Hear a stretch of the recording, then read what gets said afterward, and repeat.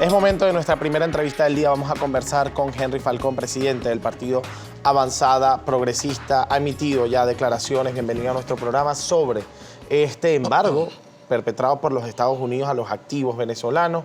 Quiero comenzar poniéndole nombre a la realidad. ¿Cómo llamarlo? ¿Un bloqueo de activos? ¿Un embargo? ¿Cuál es el nombre real que usted, como dirigente político del país, le da a esta realidad? Ambas cosas.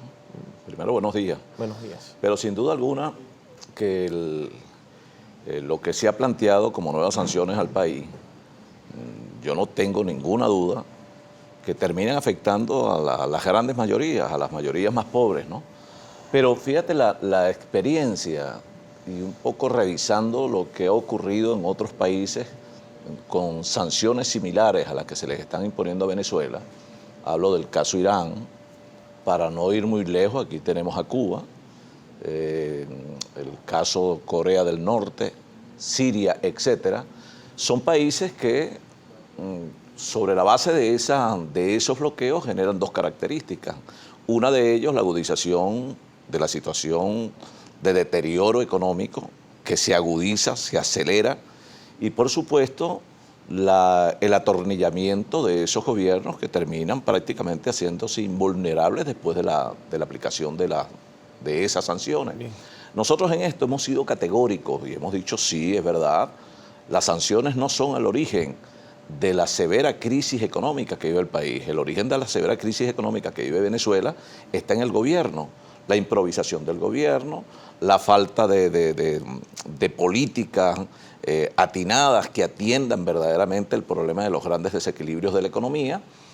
No hay duda de eso, pero nadie puede negar que las sanciones han venido a agudizar el problema, han generado un impacto muy negativo, fundamentalmente en las áreas de distribución de alimentos, de medicina, en la atención de servicios públicos que tienen que ver mucho con las sanciones.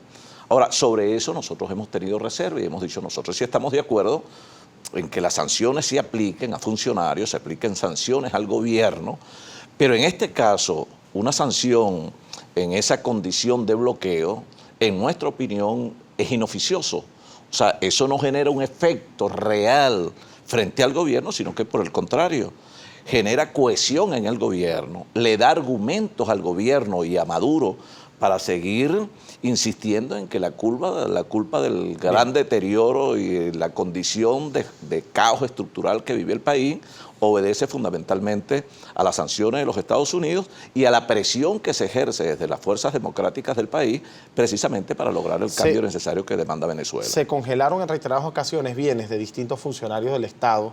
Además de eso, se sancionó de forma individual y no pasó absolutamente nada en el país. En esta oportunidad, luego de una amenaza, Donald Trump cumple con lo que había establecido de una sanción general. Se habla ahora de un embargo a los activos venezolanos.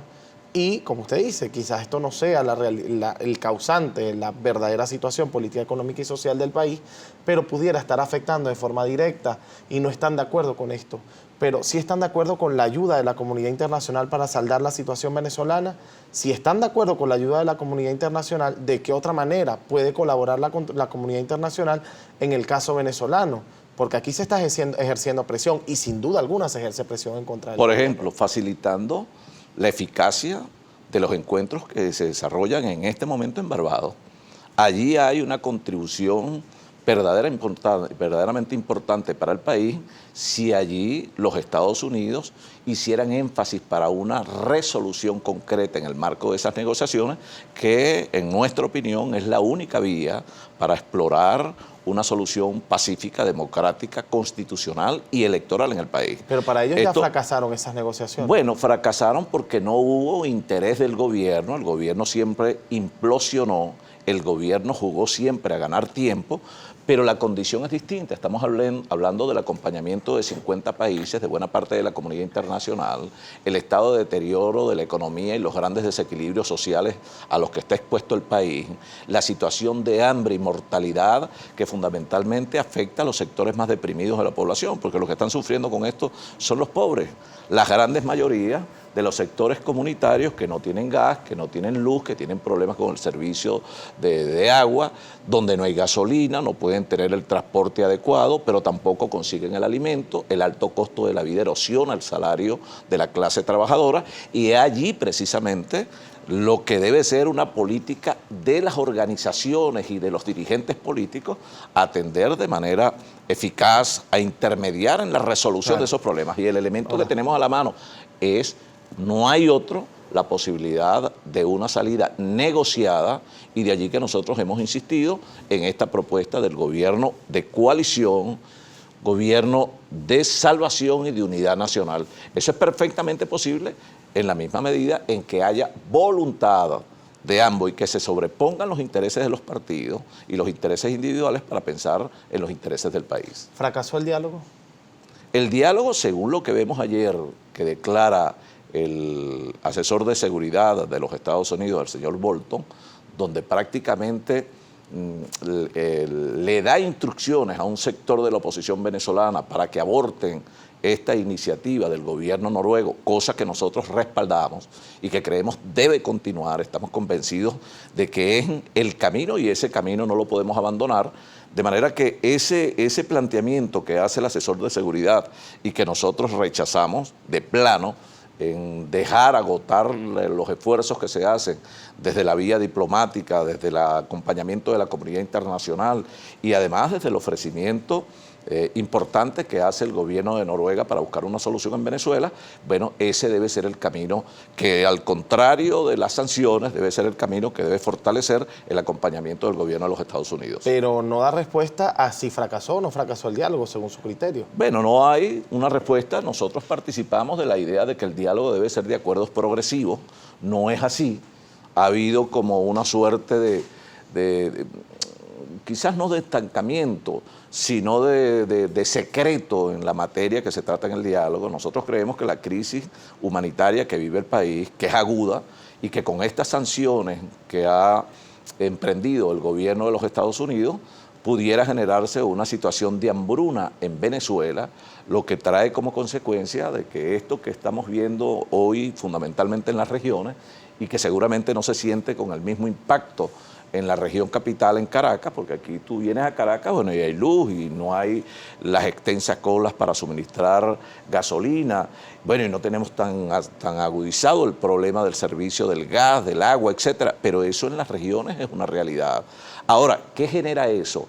Genera muerte silenciosa, gente que no sabe, o de repente las estadísticas no las recogen de los centros de prestación de salud, el Estado venezolano no recoge esas estadísticas, pero hay mucha gente que muere de mengua porque no hay medicina, sí, o gente que muere de hambre simplemente en un país que debería tener soluciones concretas más allá de las riquezas que adornan a Venezuela. Si en definitiva el diálogo fracasa, ¿sí? Si ya de una vez Avanzada Progresista sale y dice, bueno, el diálogo fracasó, ¿es responsable colocarle la culpa a los Estados Unidos del fracaso del diálogo? No. Yo creo que si el diálogo fracasa, primero sería un revés para todos nosotros, los demócratas que aspiramos a una solución, repito, pacífica, democrática, en un país que está altamente confrontado, polarizado, y que la gente no quiere de las fuerzas políticas que hoy dirigen los destinos del país y los que alternan buscando generar ese cambio que demanda la mayoría de la población. La gente quiere soluciones y no complicaciones. La gente no quiere pelea entre los políticos, pero la gente tampoco quiere que le sigan afianzando con acciones tal cual las sanciones, que de alguna manera le bloqueen el acceso a los alimentos, que no tenga acceso a las medicinas y que aumente la penuria y la tragedia fundamentalmente de esos sectores pobres de la población, que hoy son más del 80% de los venezolanos. Cuando usted se refiere a los demócratas, ¿qué está queriendo decir? Entonces, Voluntad Popular o Vente Venezuela o Primero Justicia no son demócratas. No, los que aspiramos a una salida democrática y no por la fuerza. Nosotros creemos en la paz y estamos convencidos que es el único camino que nos puede llevar a un estado de estabilidad, de gobernabilidad, para que ello genere confianza y puedan retornar las inversiones y rescatar el aparato productivo del país. No es por la fuerza. Una salida forzada en Venezuela implica años de inestabilidad. Si no, volquemos las miradas hacia Colombia. más de 50 años de una guerra de guerrilla que generó grandes situaciones de inestabilidad en Colombia, y tendríamos que revisar también las experiencias de otros países que, más allá de la confrontación y la polarización que hubo en ellos, bueno, tuvieron la inteligencia y el tino de lograr acuerdos. El caso Chile y el caso de Centroamérica, por ejemplo, los más cercanos a Venezuela. En la próxima parte evaluaremos la realidad del deterioro progresivo del país en el marco de una negociación que parece tardar muchísimo mientras los venezolanos siguen viviendo penumbras en Venezuela. Ya volvemos con más.